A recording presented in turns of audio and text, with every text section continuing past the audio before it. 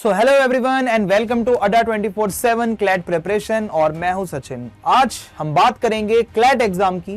ये एग्जाम क्या है और क्लैट की प्रिपरेशन के टाइम पे बहुत से स्टूडेंट्स जो मिस्टेक्स करते हैं जो आपको अवॉइड करनी है, और मेनली जो प्रॉब्लम्स स्टूडेंट्स को आती है कि जो करंट अफेयर्स है, जो जीके है, कौन सा जीके पढ़ना है, करंट अफेयर्स कहाँ से करने हैं, न्यूज़पेपर इतने लेंदी आते हैं, क्या करना है क्या नहीं करना है, एग्जाम का पैटर्न क्या है और इसका सिलेबस क्या है। बहुत सी चीज़ें मैं आपके साथ डिस्कस करूंगा और मैं आपको अपने बारे में भी बता दूं कि मैं आपको डेली द हिंदू एनालिसिस करवाने वाला हूं। जितना भी आपका क्लैट का जीके का पोर्शन होगा, जो आपके करंट अफेयर्स होंगे, वो मैं आपको करवाने वाला हूं। सो क्लैट क्या है? देखिए, क्लैट क्या है? कॉमन लॉ एडमिशन टेस्ट है।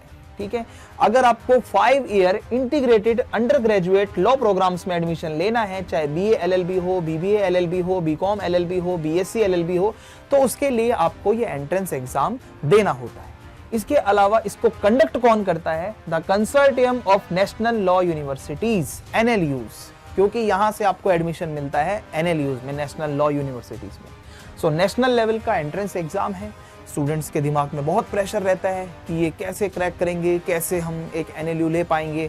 मैं आपको सब कुछ बताऊंगा, पूरी स्ट्रेटेजी भी समझाऊंगा कि अड्डा 24/7 की टीम आपके लिए क्या क्या करने वाली है, क्योंकि जो आपकी कोर प्रॉब्लम्स है ना, हमें उसी का सॉल्यूशन आप सभी को देना है। सो देखिए, हु कैन अप्लाई। सबसे पहले तो ये क्वेश्चन रहता है कि अप्लाई कौन कर सकता है? जो 12th पास है, ठीक है, एक रिकॉग्नाइज्ड बोर्ड से, चाहे आप सीबीएसई से हो, एचबीएससी, आरबीएससी, कोई भी आपका बोर्ड रहा हो, आप 12th पास होनी चाहिए। और एक मिथ है कि क्या बस ह्यूमैनिटीज के स्टूडेंट्स ही क्लैट को क्लियर करके आगे लॉ में जा सकते हैं? ऐसा नहीं है। आप किसी भी स्ट्रीम से हो, चाहे वो ह्यूमैनिटीज है या साइंस स्ट्रीम है या कॉमर्स है, यू आर वेलकम। ठीक है, आप आ सकते हो, यू आर एलिजिबल। अब मिनिमम मार्क्स कितने होने चाहिए? देखो, अगर आप जनरल, ओबीसी या ईडब्ल्यूएस कैटेगरी से आते हो तो 45% एग्रीगेट आपका रहना चाहिए ऑल ओवर जब आपका 12th का रिजल्ट आता है। और उसके बाद अगर आप एससी, एसटी, पीडब्ल्यूडी कैटेगरी से हो तो 40% आपका एग्रीगेट रहना चाहिए।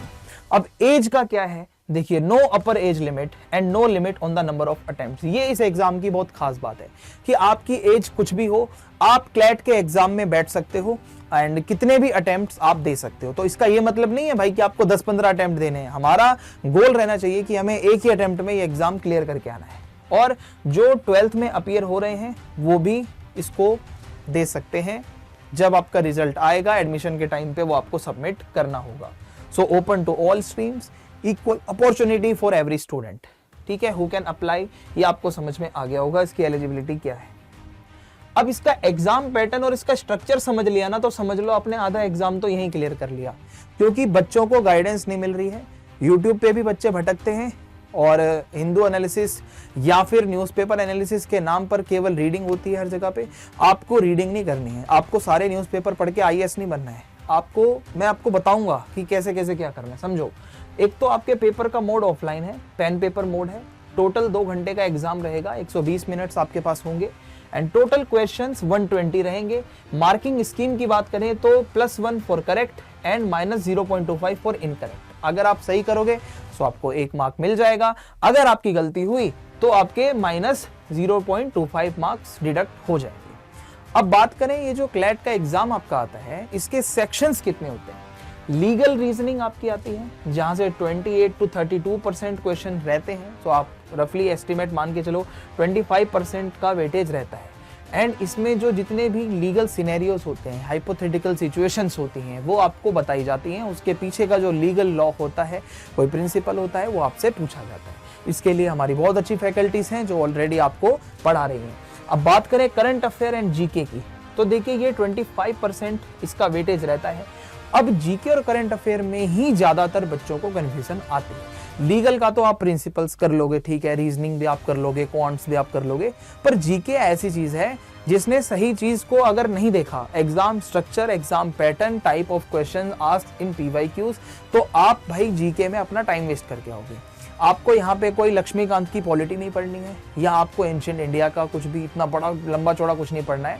आपको सिंपली जो मैं करवाऊंगा हिंदू एनालिसिस, वो आपको बहुत अच्छे से पढ़ना है। क्योंकि हिंदू एनालिसिस में मैं उन टॉपिक्स को उठाऊंगा जो कि आपके क्लैट के पर्सपेक्टिव से बहुत इंपॉर्टेंट है, और वहां से मैं आपके पैसेजेस भी आपको करवाऊंगा और उन क्वेश्चंस को करवाऊंगा जैसे क्वेश्चन आपके क्लैट में आ सकते हैं। ठीक है, तो भाई यहाँ से न्यूज़ आपकी जो हिस्ट्री, कल्चर, इंटरनेशनल अफेयर्स या सुप्रीम कोर्ट की कोई जजमेंट है, हाई कोर्ट का ऑर्डर है, इनसे रिलेटेड ही करंट अफेयर्स आपको करने होते हैं और इन्हीं से रिलेटेड स्टैटिक आपको करवाया जाएगा और वो क्लास में होता भी है। ठीक है, मैं आपकी ऑलरेडी हिंदू एनालिसिस का जो मॉर्निंग का सेशन हमारा होता है 9 बजे का, वो मैं ले रहा हूँ। इंग्लिश लैंग्वेज आती है, इसका 20% का वेटेज रहता है। यहाँ पे आकर आपका रीडिंग कॉम्प्रीहेंशन, आपकी वोकैब कितनी अच्छी है, इसको टेस्ट किया जाता है। फिर लॉजिकल रीजनिंग है भाई, यहाँ पे 20% इसका वेटेज है। 22 से 26 क्वेश्चन यहाँ से रहते हैं, जहाँ आपकी क्रिटिकल थिंकिंग और आर्ग्यूमेंट्स, पजल्स, ये सब आपका टेस्ट किया जाता है। देन क्वांट्स आते हैं आपके 10 से 14, ज़्यादा क्वेश्चंस नहीं है, क्वांट्स का सिर्फ 10% ही हिस्सा होता है। 10th ग्रेड की मैथ आती है, बहुत हाई लेवल की मैथ नहीं आती है, ये मैं आपको बता दूं। बच्चा पता है सबसे ज़्यादा परेशान जीके और करंट में ही रहता है क्लैट के पेपर में, बाकी आप सेक्शंस बहुत आराम से कर लोगे, मेन दिक्कत ही जीके में आती है। ठीक है, तो अब थोड़ा सा आगे बढ़ते हैं।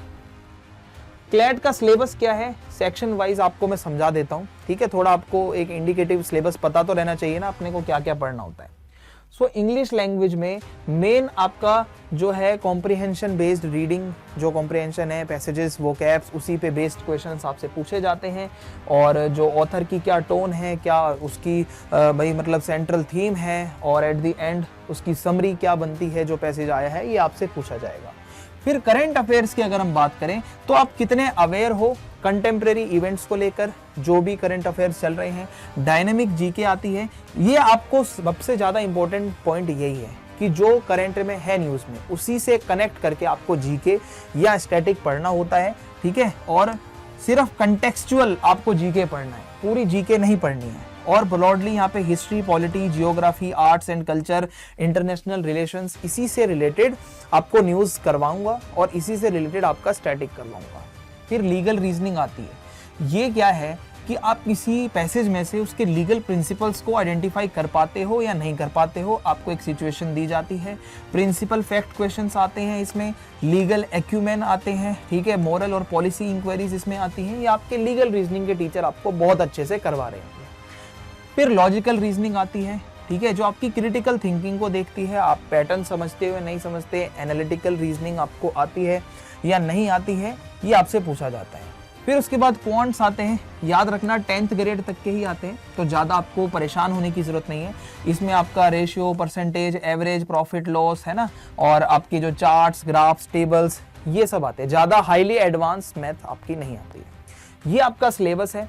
अब मैं आपको कोर इश्यूज की तरफ लेकर चलता हूँ, जो कोई भी अगर क्लैट का स्टूडेंट है वो फेस करता है, वो है जीके और करंट अफेयर। अब बहुत बच्चे क्या समझते हैं कि अरे जीके बाद में कर लेंगे, जीके तो बाद में हो जाएगी, जीके का क्या है, पढ़ लेंगे मंथली कुछ ऐसा कैप्सूल ले लेंगे।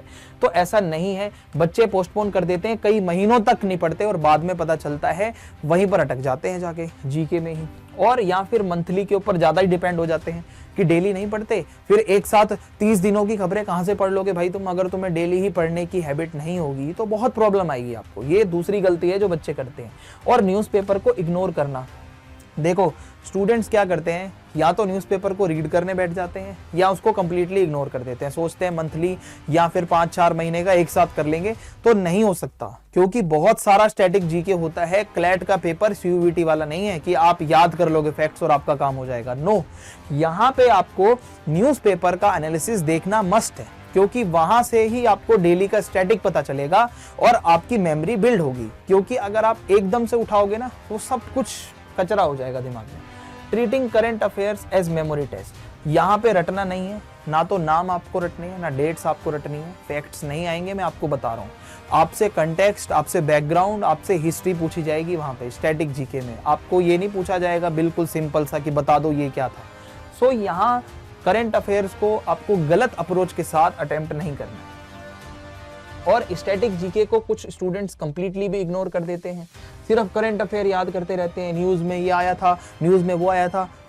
आप क्लैट का पेपर उठा के देख लेना, मैं भी आपको बताऊंगा कि क्लैट के जो पैसेजेस में करंट अफेयर्स आते हैं, जो न्यूज़ दी होगी ना पैसेज में, वहां से क्वेश्चन कम होंगे और उसके बैकग्राउंड और उसके स्टैटिक से क्वेश्चन ज्यादा आ रहे हैं। तो अब इसके लिए ही तो मैं आपको एक नई अप्रोच के साथ पढ़ाने आया हूँ। आप मेरा हिंदू एनालिसिस का एक सेशन लो, आपको पता चलेगा, डेली 9 बजे होता है, कि मैं कैसे करंट की न्यूज़ को समझा के तुरंत उसको स्टैटिक जीके के साथ कनेक्ट कर देता हूँ, जिससे कि आपको दिक्कत नहीं होगी। No revision strategy. बहुत से स्टूडेंट्स क्या करते हैं, रिवीजन ही नहीं करते हैं, बस जो पढ़ना था वो पढ़ लिया, उसको दोबारा उठाकर नहीं देखते हैं। तो रिवीजन नहीं करोगे तो सब भूल जाओगे। और पैसेज की प्रैक्टिस बहुत जरूरी है, क्योंकि CLAT is all about passages. अगर आप पैसेज की प्रैक्टिस नहीं करते तो आप मान के चलो कि आप भी फेल होने वाले हो, आप नहीं कर पाओगे इस एग्जाम को। पैसेजेस की प्रैक्टिस बहुत जरूरी है, जो मैं अपने हिंदू एनालिसिस के सेशन में आपको करवाता हूँ। And never analysing the PYQs, ये तो भाई बहुत जरूरी है हर एग्जाम के लिए। चाहे आप किसी भी एग्जाम में जा रहे हो, PYQs से ही तो आपको आइडिया लगेगा कि कौन सा एग्जाम का पैटर्न चल रहा है, एग्जाम में क्या पूछा जा रहा है, किस टाइप के क्वेश्चंस आ रहे हैं, ये आपको करना है। Learning facts instead of themes, तो बहुत जरूरी है कि आप फैक्ट्स को ना याद करके थीम्स को ज्यादा याद रखें। ठीक है, थीम्स समझनी है आपको, इंटरनेशनल इश्यूज, नेशनल, है ना, क्लाइमेट, ये थीम्स होती हैं। ये थीम से रिलेटेड ही आपको जीके और करंट अफेयर्स करने होते हैं। आपको सब कुछ नहीं पढ़ना होता, पूरा न्यूज़पेपर आपको, भाई कहते हैं ना, मोड़ के खाना नहीं है, न्यूज़पेपर को चबाना नहीं है। न्यूज़पेपर से सिर्फ जो आपको चीजें फिल्टर करके निकालनी है, और वो भी आपको नहीं निकालनी, वो मैं निकाल रहा हूँ ऑलरेडी, आपको बस आगे उसको देखना है। ठीक है, तो ये कुछ प्रॉब्लम्स है जो स्टूडेंट फेस करते हैं। अब मेरी अप्रोच क्या है एज अ जीके फैकल्टी, ठीक है, मैं आपकी जीके की फैकल्टी हूँ, तो मैं आपके लिए क्या करने वाला हूँ भाई, डेली न्यूज़पेपर बेस्ड लर्निंग। हमारा सबसे ज़्यादा यही एफर्ट रहेगा कि जो डेली के न्यूज़पेपर में से जितनी भी इंपॉर्टेंट चीज़ें आती हैं उसको हम निकालें, जो रिलेवेंट टॉपिक्स हैं उसको हम फिल्टर करें, और उसके जो पीछे का स्टैटिक है उसको कवर करें, और इशू को अच्छे से समझना है। We will not just read the news, what happened, why did it happen, why is it important, how it can be asked in CLAT, ये हमारा टारगेट रहेगा। एंड करंट अफेयर्स को स्टैटिक के साथ इंटीग्रेट करके पढ़ाना, ये मेरी अप्रोच रहने वाली है। ठीक है, ब्रिक्स समिट के बारे में बात हो रही है, तो मैं आपको इंटरनेशनल ऑर्गेनाइजेशंस के बारे में बताऊंगा। सुप्रीम कोर्ट का कोई जजमेंट आया है तो उसके पीछे का लॉ समझाऊंगा। कॉप की कोई क्लाइमेट समिट हुई है तो हम एनवायरमेंट के बारे में पढ़ेंगे। तो हमें स्टैटिक को करंट के साथ जोड़ना है। ठीक है, यही इसका सॉल्यूशन है जो आपको अड्डा 24/7 क्लैट प्रिपरेशन चैनल पे मिलने वाला है। ये सारी प्रॉब्लम्स का सॉल्यूशन आपको यही मिलने वाला है भाई। ठीक है, इसके अलावा वीकली आपकी मैं क्लास लूंगा डेडिकेटेड, जहां पे वीकली स्नैप हम क्लैट के जो भी इंपॉर्टेंट करंट अफेयर्स या जीके रही होगी वो वीक में एक साथ कर लेंगे। उसके बाद वीकली रिवीजन और उसकी प्रैक्टिस भी हो जाएगी, और उसके बाद at the end of the month हम जो मंथली जितने भी इंपॉर्टेंट टॉपिक्स रहे होंगे, जो फैक्ट्स रहे होंगे, आर्टिकल्स रहे होंगे, है ना, related to the CLAT only, वो मैं आपको मंथली में करवा दूंगा। एक मैराथन होगी और पूरे मंथ की जो इंपॉर्टेंट न्यूज़ थी वो आपकी हो जाएगी। ठीक है, तो ये सारी चीज़ें थी जो मैं आपको बताना चाहता था। ठीक है, मैं बिल्कुल आपको बहुत अच्छे से जीके वाला पार्ट करवाने वाला हूँ, आपको कोई प्रॉब्लम नहीं आएगी। ठीक है, थोड़ा सा अगर मैं आपको बताऊँ, अगर आप मेरे को नहीं जानते हो, इस चैनल पे पहली बार देख रहे हो, तो मेरा नाम सचिन है। मैं पिछले 7 साल से यूट्यूब पे पढ़ा रहा हूँ, ह्यूमैनिटीज़ के स्टूडेंट्स को पढ़ाता हूँ। ठीक है, और मेरा जो कुछ स्कोर रहा है पीछे, 12th में मैंने 96.5% स्कोर किया था, हिस्ट्री में 100 आउट ऑफ 100 था, मैंने MA अपनी कंप्लीट करी है हिस्ट्री से, BEd मैंने कर रखी है। यही एक रीज़न है कि मैं बच्चों को समझता हूँ कि पेडागोजी का क्या स्टाइल होना चाहिए पढ़ाने का, कि किस तरीके से चीज़ों को ईजी करना है। ठीक है, तो भाई अगर 7 साल मैंने पढ़ाया है तो मैंने स्टूडेंट्स की प्रॉब्लम को भी समझा होगा। तो आपसे यही रिक्वेस्ट करूँगा, कमेंट बॉक्स में आप फीडबैक जरूर देना कि क्या ये वाकई में आपकी भी प्रॉब्लम्स थी जो मैंने यहाँ पे अभी डिस्कस करी हैं, और इसका सॉल्यूशन जैसा कि मैंने आपको बताया, अड्डा 24/7 का जो ये प्लेटफॉर्म है, यहाँ पे आप आइए, जीके का सेशन लीजिए, और जितना हम यहाँ पे आपको बता देंगे ना उतना ही इनफ है। इसके अलावा आपको कुछ नहीं करना। सो थैंक्स फॉर वॉचिंग, मिलते हैं नेक्स्ट वीडियो में, एंड बाय बाय।